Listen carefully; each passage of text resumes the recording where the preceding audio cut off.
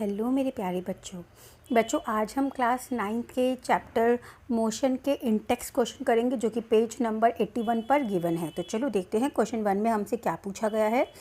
Question 1 है, what is the nature of the distance time graph for uniform and non uniform motion of an object. अब हमसे इस question में पूछा जा रहा है कि किसी भी ऑब्जेक्ट का डिस्टेंस टाइम ग्राफ क्या होगा जब जो ऑब्जेक्ट है उसकी मोशन यूनिफॉर्म होगी एंड नॉन यूनिफॉर्म मोशन होगी। तो चलो इसका आंसर देखते हैं। अब distance time graph for uniform motion of an object is a straight line. तो जो डिस्टेंस टाइम ग्राफ जो होता है किसी भी ऑब्जेक्ट की यूनिफॉर्म मोशन का, वो हमेशा ऐसी स्ट्रेट लाइन होता है, स्ट्रेट लाइन। ठीक है बच्चों, यहाँ पे हम एक्स एक्सिस होती है, एक्स एक्सिस पे टाइम रिप्रेजेंट करते हैं और वाई एक्सिस पे डिस्टेंस रिप्रेजेंट करते हैं।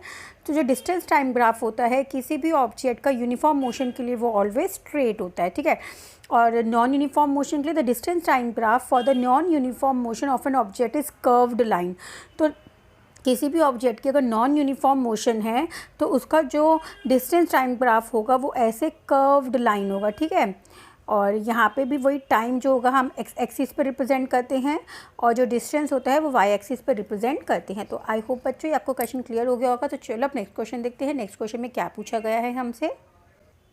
अब क्वेश्चन नंबर 2 में हमसे क्या पूछा गया है, What can you say about the motion of an object whose distance time graph is a straight line parallel to the time axis? अब हमसे पूछा जा रहा है कोई डिस्टेंस टाइम ग्राफ है और डिस्टेंस टाइम ग्राफ के अंदर एक्स एक्सिस के पैरेलल एक लाइन है। तो अब जब एक्स एक्सिस के पैरेलल एक जो लाइन है वो कौन सी मोशन को रिप्रेजेंट करेगी डिस्टेंस टाइम ग्राफ में। तो चलो उसका आंसर देखते हैं। अब देखते हैं कि when an object is at rest, a distance time graph is a straight line parallel to the time axis है। तो जब भी कोई ऑब्जेक्ट जो होगा वो रेस्ट पर होगा, स्टेशनरी होगा, तो जो उसका डिस्टेंस टाइम ग्राफ होगा, डिस्टेंस यही हम वाई एक्सिस पे लिखते हैं और टाइम जो होते हैं वो एक्स एक्सिस पे लिखते हैं। तो जिसका डिस्टेंस टाइम ग्राफ होगा वो एक स्ट्रेट लाइन होगा जो पैरेलल होगी to the X axis, to the time और टू दी एक्स एक्सिस के। ठीक है बच्चों, तो a straight line parallel to the X axis in a distance time graph indicate that with a change in time there is no change in the position of the object, thus object is at rest। अब I hope आपको clear हो गया होगा। Next question देखते हैं। Next question हमसे क्या पूछा जा रहा है। अब क्वेश्चन नंबर 3 को देखते हैं। What can you say about the motion of an object if its speed time graph is a straight line parallel to the time axis. अब बच्चों यहाँ पे आप देखना, यहाँ पे स्पीड टाइम ग्राफ के बारे में पूछा जा रहा है। ठीक है, तो स्पीड टाइम ग्राफ के अंदर पूछा, और स्पीड टाइम ग्राफ बच्चों वो वेलोसिटी टाइम ग्राफ्स होते हैं हमारे।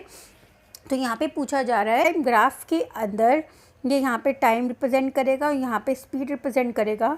तो किसी भी स्ट्रेट लाइन जो पैरेलल है टू दी टाइम एक्सिस के, तो वो स्पीड टाइम ग्राफ में ऑब्जेक्ट की कौन सी मोशन को रिप्रेजेंट करेगा। तो चलो इसका आंसर देखते हैं। इसका आंसर क्या है कि ऑब्जेक्ट जो है वो object is moving with a uniform motion.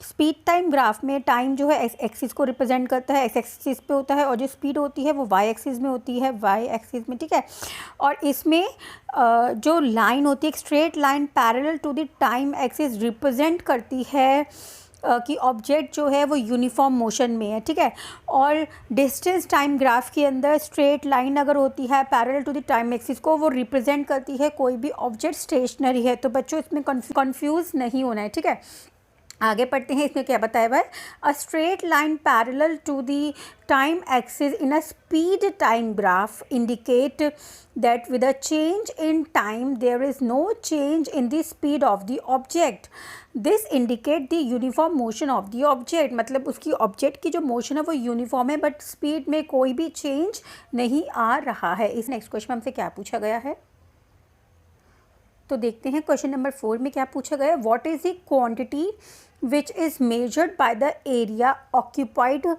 Below the velocity time graph. अब यहाँ पे पूछा जा रहा है जो वेलोसिटी टाइम ग्राफ जो होते हैं, यहाँ पे हमने टी ली थी, यहाँ पे वेलोसिटी टाइम जो होता है वो एक्स एक्सिस पे होता है, वेलोसिटी वाई एक्सिस पे होती है। फॉर एग्जांपल अगर हमारी कार की स्पीड कुछ ऐसे से है तो जहाँ पे ख़त्म होती है वहाँ पे हमने एक ड्रॉ कर ली लाइन, और उसके बाद जो ये एरिया है वेलोसिटी टाइम ग्राफ के अंदर पूछा जा रहा है इस क्वेश्चन में कि जो ये एरिया ऑक्यूपाइड हो गया है वेलोसिटी टाइम ग्राफ के अंदर वो किस चीज़ को रिप्रेजेंट करेगा। तो बच्चों इसका करेक्ट आंसर है डिस्प्लेसमेंट को। वो किस चीज़ को रिप्रेजेंट करेगा? डिस्प्लेसमेंट को। एक बार हम फिर भी यहाँ पे एक वेलोसिटी टाइम ग्राफ है, ठीक है। ये जो एरिया है ये किसको रिप्रेजेंट करेगा? डिस्प्लेसमेंट को रिप्रेजेंट करेगा। The area occupied below the velocity time graph measure the displacement covered by the body. तो वेलोसिटी टाइम ग्राफ में जो ये एरिया कवर करा है बॉडी ने वो किस चीज़ को मेजर करेगा? वो डिस्प्लेसमेंट को मेजर करेगा। तो आई होप बच्चों आपको आज के क्वेश्चन समझ में आ गए होंगे। तो चलो